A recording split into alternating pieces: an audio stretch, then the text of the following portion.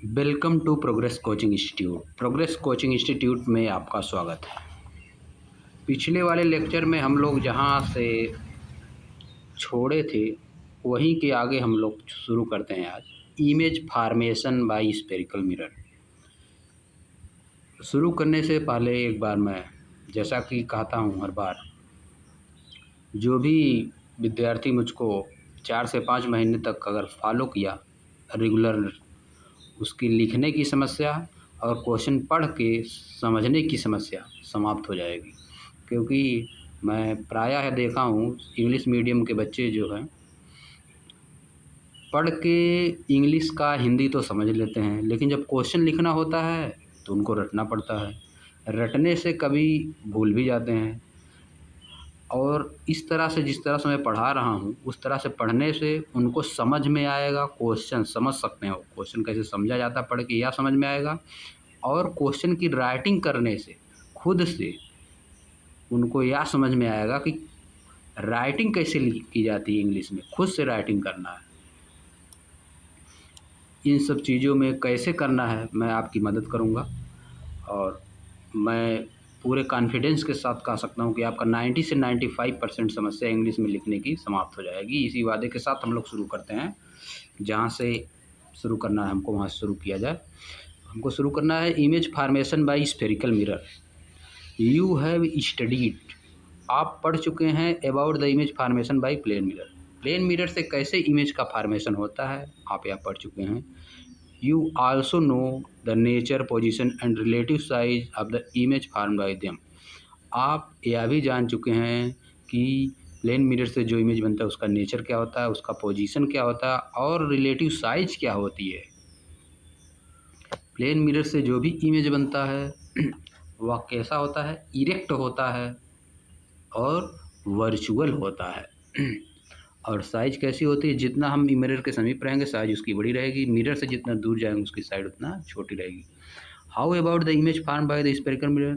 Spherical mirror के से जो इमेज बनता है उसके बारे में क्या। How can we locate the image form by a concave mirror for difference position of the object. हम कॉनकेव मिरर द्वारा जो इमेज बनता है उसको डिफरेंट पोजीशन में कैसे बना सकते हैं। आर द इमेज रियल और वर्चुअल, इमेज रियल होता है या वर्चुअल होता है। Are they arranged, are they enlarged, क्या उनको बड़ा किया जाता है, डिमिनिश्ड छोटा हो किया जाता है, are have the same size या सेम साइज के होते हैं। We shall explore this with an activity. इन सब चीज़ों को हम एक एक्टिविटी के द्वारा एक्सप्लोर करेंगे। तो आइए देखते हैं activity 9.3। You have already learned a way of determining the focal length of a concave mirror।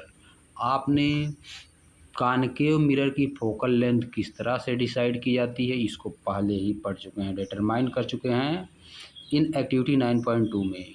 देखिए ऊपर आप, you have seen that the sharp bright you have seen that the sharp bright spot of light you got on the paper is in fact the image of the sun। आप यह भी देखते हैं कि जो शार्प बहुत तेजी bright spot light का देखते हैं पेपर पे, वह क्या होता है, वह सन की इमेज होता है। इट वाज टिनी या छोटा होता है, रियल होता है और क्या होता है, इन्वर्टेड उल्टा होता है। You गाट the approximate focal length of the concave mirror. आपने कॉनकेव मिरर की अप्रॉक्सीमेट फोकल लेंथ भी पाई है by measuring the distance of the image from the mirror. Image का डिस्टेंस माप कर, मिरर से डिस्टेंस कितना इमेज का है उसको माप कर। टेक ए कॉनकेव मिरर, एक कॉनकेव मिरर लीजिए। अब कॉनकेव मिरर कैसा होता है, जिसके अंदर की सतह से, जिसके अंदर की सतह से क्या होता है, रिफ्लेक्शन होता है केव वाली सतह से, उसको कहा जाता है कॉनकेव मिरर। जिसकी अंदर की सतह से रिफ्लेक्शन होगा उसको कहेंगे कॉनकेव मिरर। इस तरह का होता है कॉनकेव मिरर, या देखिए इस तरह का होता है। इसकी अंदर वाली सतह से लाइट इस तरह से आएगी, इसके बाद रिफ्लेक्ट होगी। अंदर वाली सतह से लाइट का रिफ्लेक्शन होता है, तो इसको हम लोग कहते हैं कॉनकेव मिरर। इस तरह के मिरर को कहते हैं कॉनकेव मिरर।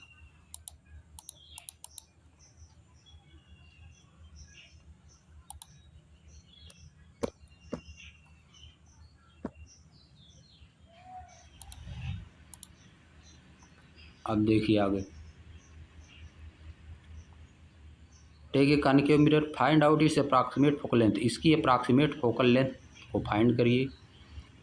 डिस्क्राइब्ड, जैसा कि हमें ऊपर डिस्क्राइब किया गया है। Note down the value of the focal length, इसकी फोकल लेंथ की वैल्यू नोट करिए। You can also find out it by obtaining image of a distance object on a sheet of paper. इसको आप एक sheet of paper पे किसी भी object का इमेज से भी इमेज प्राप्त करके भी ज्ञात कर सकते हैं। Mark a line on table with a chalk, table पर चाक द्वारा एक लाइन खींचिए। Place the concave mirror on a stand, concave mirror को एक स्टैंड पे रखिए।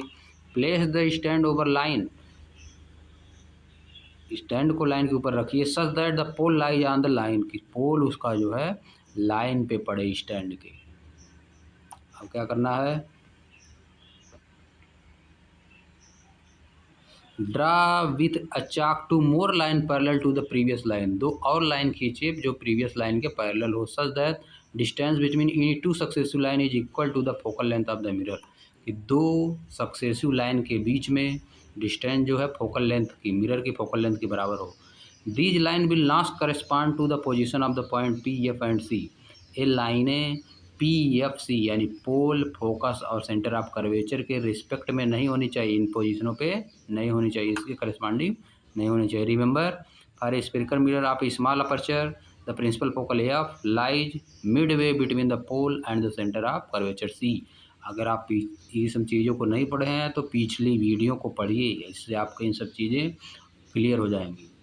कीप अ ब्राइट ऑब्जेक्ट, एक चमकदार ऑब्जेक्ट लीजिए। सेज ए बर्निंग कैंडल, कहने को जैसे क्या लिख सकते हैं, जलती हुई कैंडल।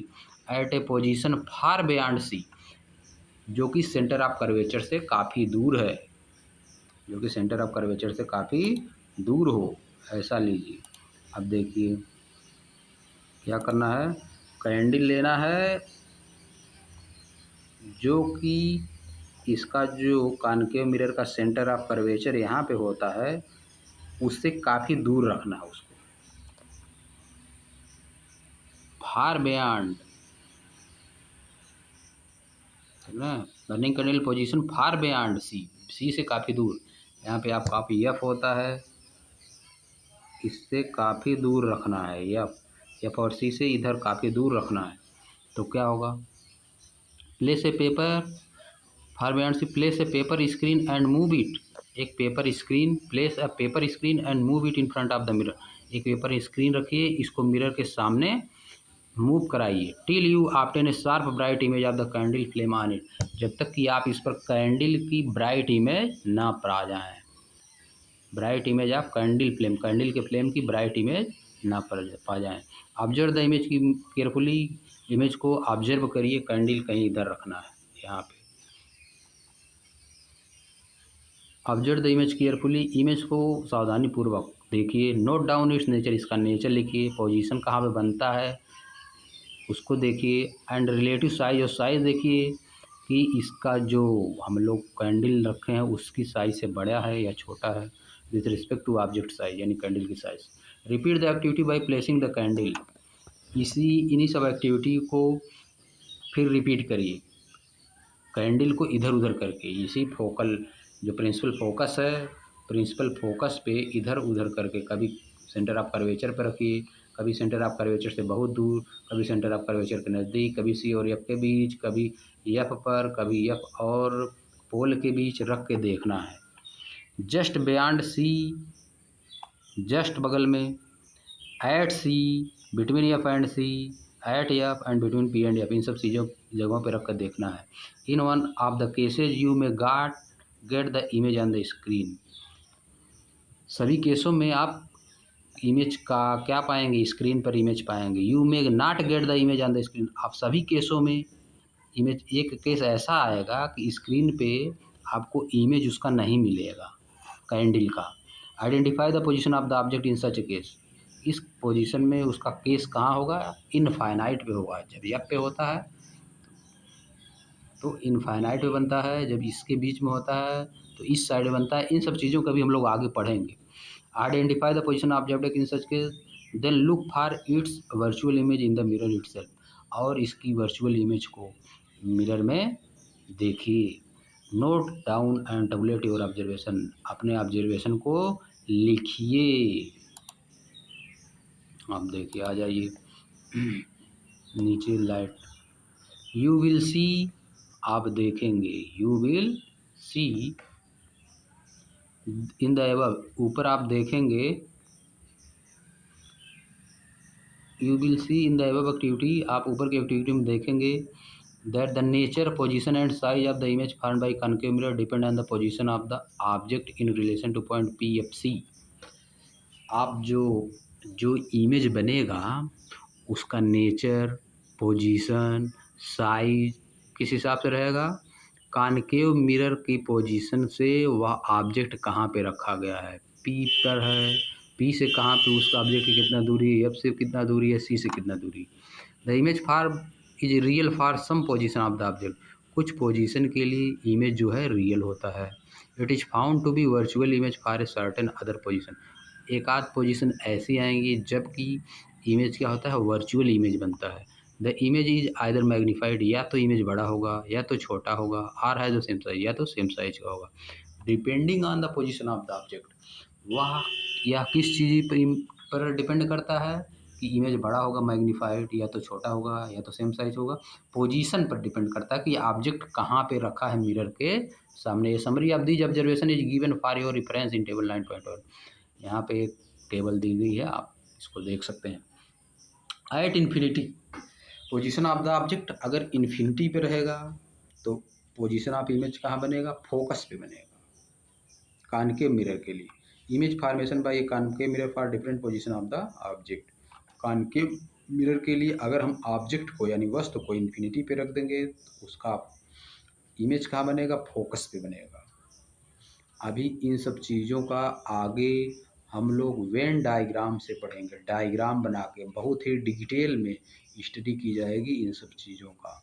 अभी यहाँ पे आप लोग एक शॉर्ट स्नैप्सिस ले लीजिए, आगे बहुत ही डिटेल में इन सब चीज़ों को पढ़ा जाएगा।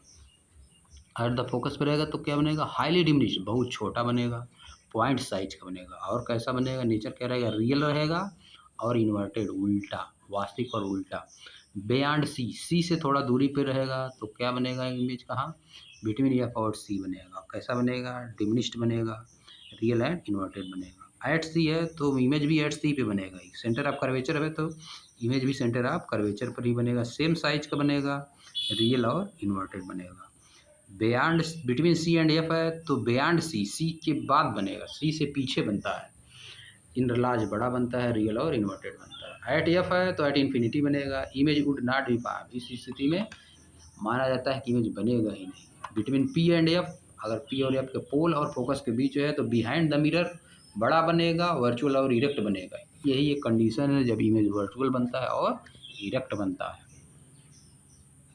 Representation of image formed by spherical mirror using रे डायग्राम।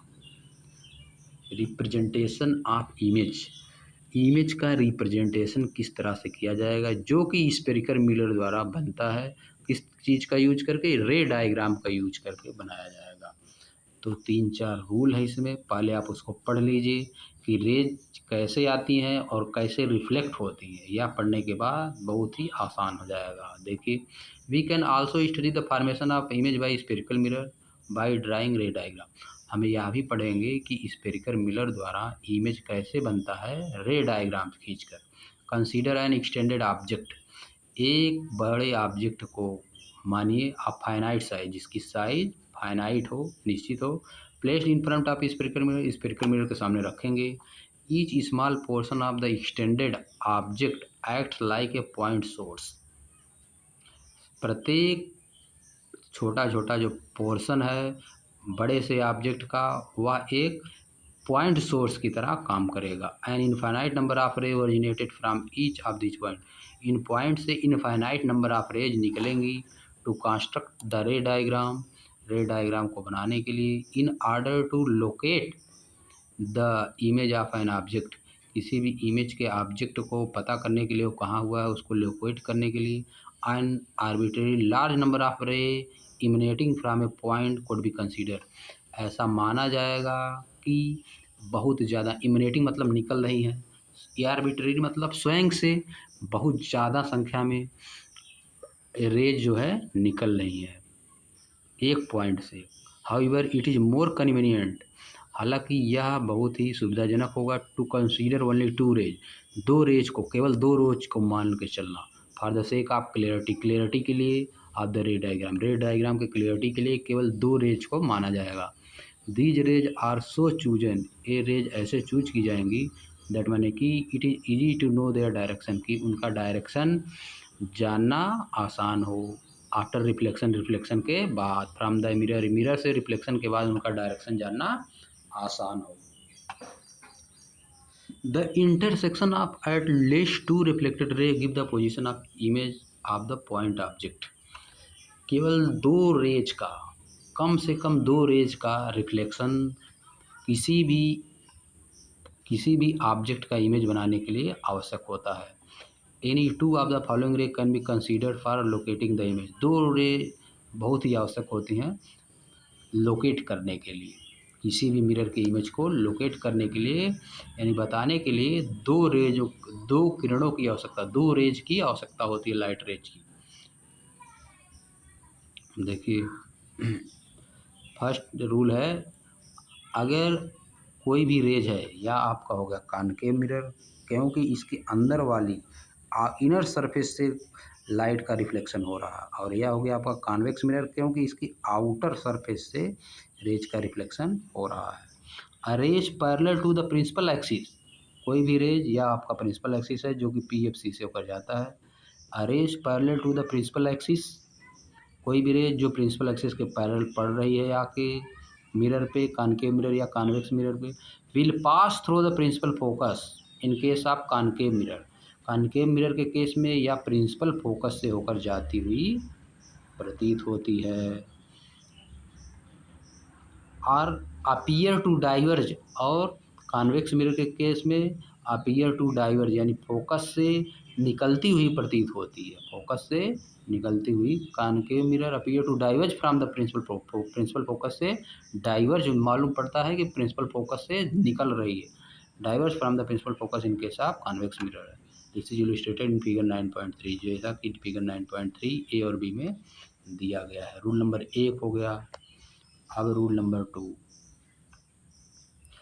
अरे एक ray, light ray passing through the principal focus, जो कि प्रिंसिपल फोकस से होकर जा रही है, ray passing through the principal, या कॉनकेव मिरर के या प्रिंसिपल फोकस हो गया। A ray passing through the principal focus of a concave mirror और अरे विच डायरेक्टेड, या देखिए इसमें डायरेक्टेड है, विच डायरेक्टेड जो कि जा रही है, which directed towards the principal focus of a convex mirror after reflection के बाद क्या होगा, will emerge parallel to the principal axis, वह प्रिंसिपल एक्सिस के पैरेलल होगी। या देखिए यह चीज़, this is illustrated in 9.4a and B, यह 9.4a और बी में दिया गया है।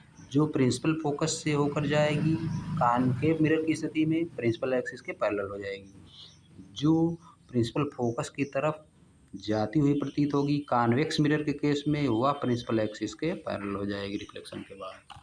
अब थर्ड रूल आ जाइए, अरे एक रे passing through the centre of curvature, जो कि सेंटर ऑफ कर्वेचर से पास हो रही है, ऑफ अ कॉनकेव मिरर, एक कॉनकेव मिरर के, are directed in the direction of centre curvature, या सेंटर ऑफ कर्वेचर की तरफ जाती हुई प्रतीत हो रही है in case of convex mirror के केस में। आफ्टर रिफ्लेक्शन के बाद क्या होगा, इज रिफ्लेक्टेड बैक, या उसी रास्ते पर वापस चली जाती है, reflected back along the same path, उसी रास्ते पर। This is illustrated in figure 9.5a and 9.5b. The light ray comes back along the same path because the incident ray fall on the mirror along the normal to the reflecting surface. Along the normal, क्योंकि ये along the normal या reflect हो रही है। The light ray come back along the same path because the incident ray fall on the mirror along the normal, normal के along गिर रही है, नॉर्मल के अलॉन्ग गिर रही है